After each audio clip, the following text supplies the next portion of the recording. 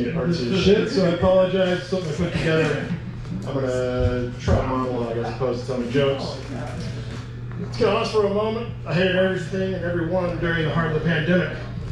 I didn't still don't understand how people could use each other and be so callously inconsiderate over a public health issue. You're welcome. I won't dump all my shit out here, but yeah, it was bad, real bad. Then in the middle of the whole thing, my best friend of the last 10 years, OD, died and broke my world and made me reassess everything. So here I am, trying on different skin that fucking terrifies me. One that loves life and actually enjoys waking up every day. One that's open and honest and takes life a moment at a time.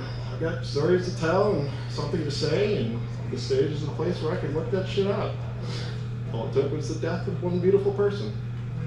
Stand-up and improv has given me this. It's allowed me to access my humanity in a way that's genuinely made me a happier human being. And I never expected that result when I started this. My wife, says this is the happiest she thinks she's ever seen me in our 15 years of marriage. Which, of course, means that very shortly I'm going to die in some sort of tragic and unexpected way. You're not allowed to be this happy without the scales balancing. The law of conservation of energy says that energy can neither be created nor destroyed, so I'm stealing happy energy from someone who is currently having a really shit life. If you're that person, I apologize. Give it a moment, don't worry, very soon I'm going to get hit by a semi or choked to death on a chicken finger on Christmas Eve or my kid's birthday or something cosmically balancing. You ever had a bad week just out of nowhere? That's someone on the other side of the planet finally learning how to ride a unicycle. Where am I at here? You don't have any idea the hell that's going to come down when they learn how to add juggling. I'd like to talk about my friend James, who died and pushed me headfirst, kicking and screaming into pursuing a career in comedy. He loved, among many things, reading my writing, sniffing the panties of trashy girls, and experimenting with, using, and abusing any drug. Better living through chemistry is what we used to say, thinking we were clever. Well, he died doing what he loved. Panty sniffing kills, y'all. He loved heroin. I dabbled. She demands your love to be absolute. She requires that you think about nothing else but her when you don't have her. You have to constantly pursue her, sometimes to the ends of the earth, until you could again feel her love flowing through your veins. I hated it, but her drug was like a love. In a desperate moment, in a week of withdrawal, I considered leaving my wife.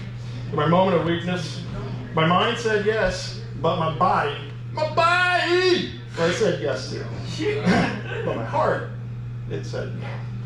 And that's fortunately what left my lips on the day I started to change my life. But man, I'm not gonna lie, there's some days I miss her smell. She smells so good. That's heroin, y'all. Everyone here familiar with Choose Your Own Adventure books? The only difference between my best friend and I are just a few little decisions.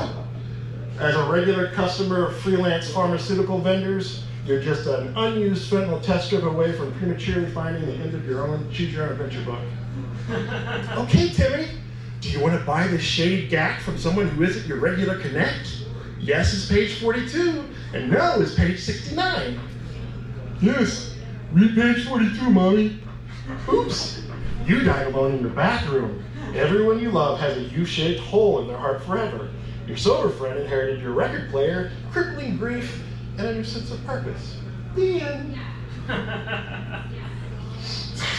Anyone else do this when I die unexpectedly in a Choose Your Own Adventure book? I'm always like, fuck that shit, and turn back to the page and make another decision to see how the story continues. I'm the no in this book. I'm page 69. I chose that number for this joke because I'm a man-child. It makes me giggle. If you know anything about CYOA books, they're not remotely close to 420 pages. That's not CYOA, that's that nerd shit D&D. I'm page 69 is also funny to me on a t-shirt. I'm picturing some comedy groupies who are already a notoriously depressed group of people I mean, look who they're fucking. Get up in the morning, some random Tuesday, they look at the shirt hanging there, and they're instantly, oops, you died alone in your bathroom. And it's just a crushing wave of sadness until they remember the story has an uplifting ending.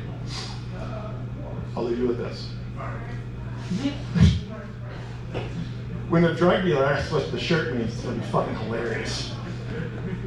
I'm Greg Thomas. Thank you for your time. Thanks, Jay. Good job. Greg Thomas, everybody. Hey, how far away do you think his court order is from the school? The next comic is Gabe Shively.